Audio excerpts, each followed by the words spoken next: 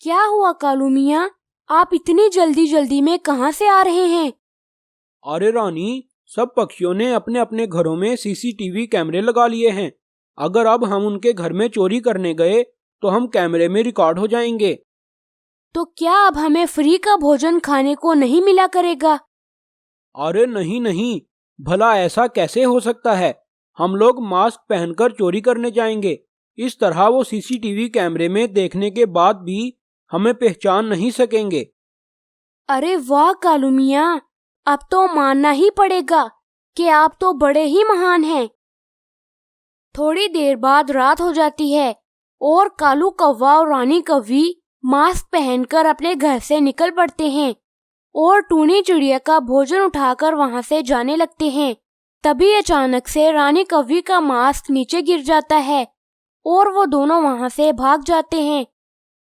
अरे रानी, तुम कितनी मूर्ख हो। तुम्हें मैंने कितना समझाया था कि मास्क को संभाल कर रखना। अगर हम पकड़े गए तो फिर हम क्या करेंगे। कालू जी, मैंने तो संभाल कर ही रखा था, पता नहीं कैसे नीचे गिर गया। मगर आप चिंता ना करें, जब मेरा मास्क नीचे गिरा तो मैं कैमरे की रेंज से बाहर चली गई थी। उन लोगों को हमारा पता नहीं चलेगा। अगले दिन टूनी चिड़िया उठकर सीसीटीवी कैमरे में से सब कुछ देख लेती है कि कैसे कालू कौवा और रानी कौवी आए और उसका भोजन चुरा कर ले गए। अच्छा, तो ये हैं वो चोर जिन्होंने पूरे जंगल में चोरियां शुरू की हुई हैं। अब मैं इनको बताऊंगी। ये कहकर टूनी चिड़िया जंगल के सभी पक्षियों को इकट्ठा करके कालू कौवे की तरफ जाने लगती है और थोड़ी ही देर में वो वहां पहुंच जाती है। अरे वाह, देखो तो जरा आज हमारे घर कितने सारे मेहमान आए हैं। जाओ रानी कवि, इनके लिए खाना लेकर आओ। अरे भला रानी कौवी कहाँ से खाना लेकर आएगी? अभी हम लोग तो जंगल से खाना लेकर आए ही नहीं। क्या मतलब टूनी चिड़िया? रुको जरा, सब्र करो, मैं अभी तुम्हें बताती हूँ कि क्या मतलब है। ये कहकर वो सभी पक्षी कालू कौवे और रानी कौवे की पिटाई करने लग जाते हैं। इस तरह उन दोनों को उनके किए की सजा मिल जाती है। एक जंगल काफी सुंदर और हरा भरा था। उस जंगल में टूनी चिड़िया ने अपना एक घर बनाया हुआ था। जंगल में बारिशों का मौसम शुरू होने वाला था और टूनी चिड़िया को बहुत चिंता लगी थी, क्योंकि उसका घर बहुत कमजोर हो चुका था और वो बारिश और तेज हवाओं को बर्दाश्त नहीं कर सकता था। हाय, अब मैं क्या करूं? मेरा घर तो टूटने वाला है और कुछ दिनों में हमारे जंगल में बारिशें भी शुरू हो जाएंगी। मुझे अपने लिए कोई पक्का घर बनाना होगा, वरना बारिशों के दिनों में मैं कहाँ जाऊंगी। मैं एक काम करती हूँ कि जंगल के दूसरे पक्षियों से जाकर बात करती हूँ। तभी टूनी चिड़िया जंगल के बाकी पक्षियों को इकट्ठा कर लेती है। प्यारे पक्षियों, मैंने यहाँ आप लोगों को एक बात करने के लिए बुलाया है। तुम लोग जानते तो हो कि जंगल में बरसात का मौसम शुरू होने वाला है, तो हमें जंगल से लकड़ियाँ तलाश करके अपने लिए घर बना लेना चाहिए। हाँ टूनी चिड़िया, तुम बिल्कुल ठीक कहती हो। मेरा घर भी टूटने ही वाला है। अगर हमने जल्दी से कोई घर ना बनाया तो फिर हम लोग बारिशों के दिनों में कहाँ जाएंगे। मेरे पास एक उपाय है। हम लोग जंगल से बहुत सारी लकड़ियाँ इकट्ठी करते हैं और उनका एक बहुत बड़ा घर बनाते हैं। उसके बाद हम सब लोग उसमें इकट्ठे रहेंगे। अरे वाह टूनी चिड़िया, इस तरह तो हम सब लोग मिलकर एक बहुत मजबूत घर बना लेंगे और हमें बहुत कम समय लगेगा। पर टूनी चिड़िया, मैं तुम लोगों के साथ लकड़ियां जमा करने नहीं जाऊंगा।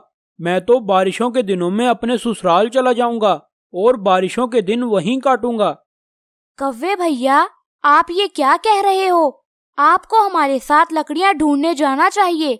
उसके बाद आप भी हमारे साथ रह सकते हैं। नहीं टूनी चिड़िया, मैं तुम लोगों के साथ काम नहीं करूंगा, बल्कि मैं तो बारिशों के दिनों में अपने ससुराल चला जाऊंगा। ये कहकर कालू कौवा वहां से चला जाता है और जंगल के सभी पक्षी लकड़ियां तलाश करने के लिए निकल पड़ते हैं। बहुत देर इधर उधर उड़ने के बाद भी उन्हें कहीं पर भी लकड़ियां नहीं मिलती। आखिर वो थक हार कर एक पेड़ के ऊपर बैठ जाते हैं। टूनी चिड़िया, अब हम क्या करें? हमें तो पूरे जंगल में कहीं पर भी लकड़ियां नहीं मिली। आप सब लोग अपने अपने घर वापस चले जाओ। मैं दूसरे जंगल में जाकर लकड़ियां तलाश करती हूँ। अगर मुझे लकड़ियां मिल गईं, तो मैं आप सबको बुला लूंगी।